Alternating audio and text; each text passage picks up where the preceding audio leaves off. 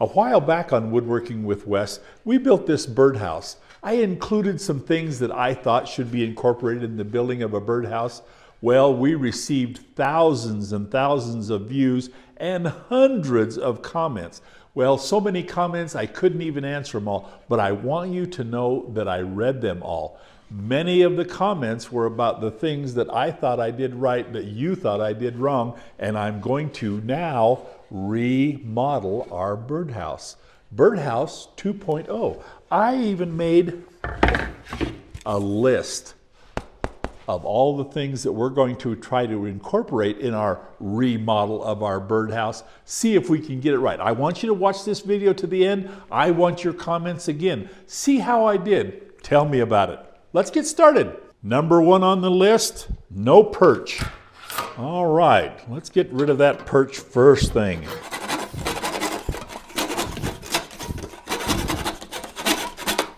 The next thing that I did is I had created a bottom that had some drainage in it, but I was told that I did the bottom of it wrong. So let's take the bottom off. Now I did make the bottom removable so that I could clean out between nesting periods. I did do that right. But I made the bottom on the outside, and I was told that the water would drain down, cause problems, and that my little holes were not sufficient drainage. Let's show you how we're going to fix that. What I did is I cut my new bottom to fit inside of the actual birdhouse itself. Now I put a screw here so that I can take it out. I'm going to make this removable so that I can still clean in between nesting periods. I also made little kerf cuts along the edge of every side of my bottom now, so that'll create an extra drainage situation. So there should be plenty of drainage. So once I put this in here, I can put that in there. I'll attach it, and I'll show you how we're going to attach it in a minute. But that will create the bottom, and then I can take the bottom out, pull it out, clean, and return.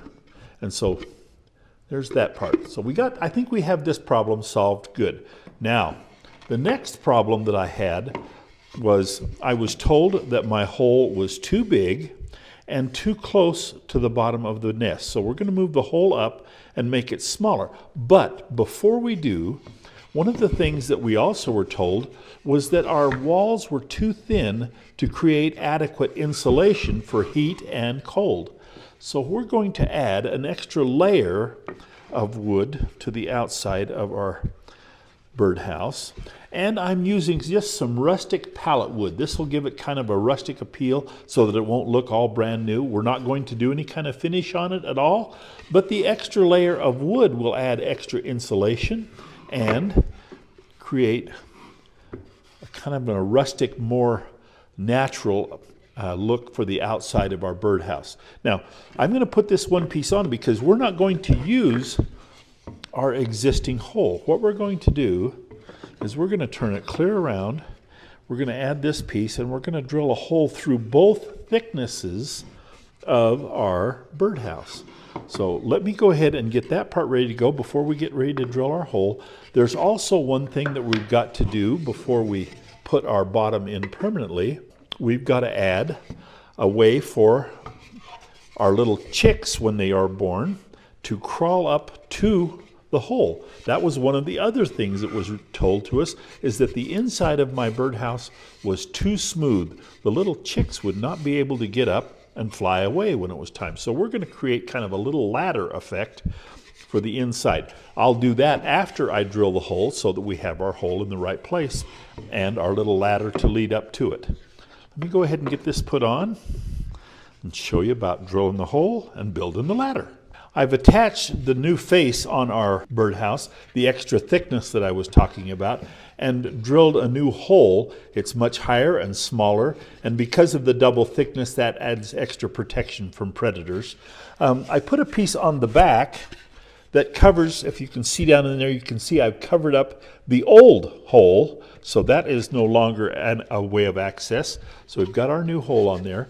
Now, we talked about the little ladder effect. I made just a small piece of wood with some kerf cuts on it. We're going to glue that, and turn it around here so you can see it again. We're going to glue this to the inside of our box right there. I'm going to put my finger through my hole, and I'm going to push this piece up. You can see my finger down in there. I'm going to push that piece up, and I'm just going to glue that on there so that the little chicks have a place to crawl up. We're going to use Titebond 3 glue. I was also told that I've used the improper glue on the last one, so we're going to make sure we're using the waterproof Titebond 3. This is too thin to nail, so we're just going to glue it on there. So we're applying our Titebond 3 glue. And we don't need a lot of glue because this is going to be inside, but we just want it to be glued in place so it doesn't move on us. Like I say, I'm going to stick my finger in the hole there and slide that into place. And there it is, and I'm just going to give it a little bit of time to dry. Okay, well, we're moving along with putting our new skin on the outside. You can see I have the other side. Now this hole right here is to anchor the bottom. When we put the bottom in, I can put a screw in. Okay, we put the back side in. Let me show you how we're doing these side pieces. Remember I did this with a 30-degree bevel on each side to make that. Well, we're doing the same thing on that. And then our roof line, let's see here. Let's see. Okay, we're right there. Nope, we're not. Let's see. I have them backwards. Okay, this one goes here. This one goes here. Okay, and then we have two other pieces that go in here. This one's going to go here. This one's going to go here. And I have access to the little hole where I'm going to put the screw in. Let's go ahead and get this put on. And then we're going to put the bottom in. But there's one step before that in order to satisfy one of the other requests that we had. But let me go ahead and get this nailed on. And then and I'm just nailing it on with 1-inch long small crown staples. No glue. Our box is already all glued together, and so we don't need to worry about additional glue. This is just the rough exterior.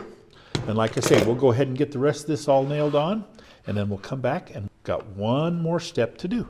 We have our exterior pieces all nailed on all the way around now, giving it a very rustic outdoor look to it. One of the things that was said to me was I had not given proper ventilation. Now that we have these sides all on, let's show you how I'm going to do the ventilation. I've got a 1/4-inch bit in my drill, and I'm going to drill some holes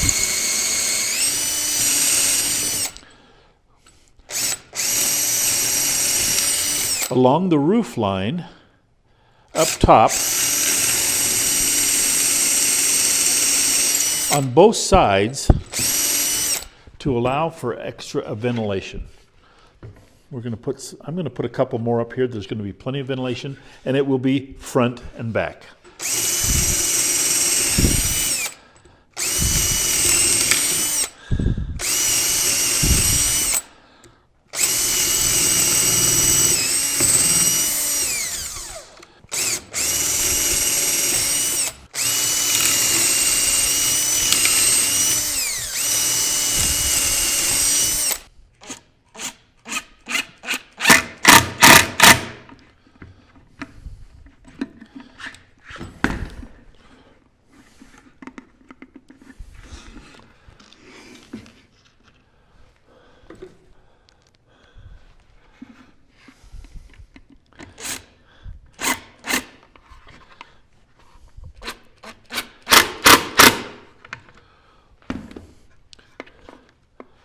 Okay, there's our bottom that we can take out and put back when we clean out.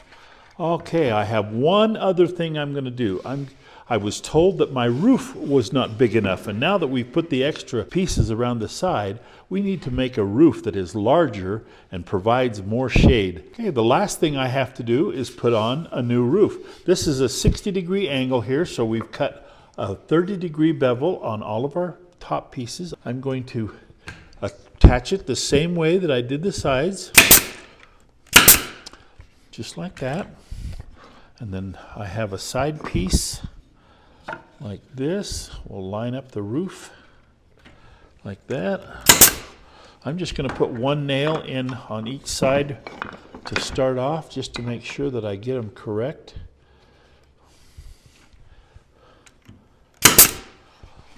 Okay, I made it so that it was uneven to go along with my uneven bottom, so that it looks very rustic when it gets out there. I don't want my birds to think like I didn't give them a nice rustic house. Oh no. Okay.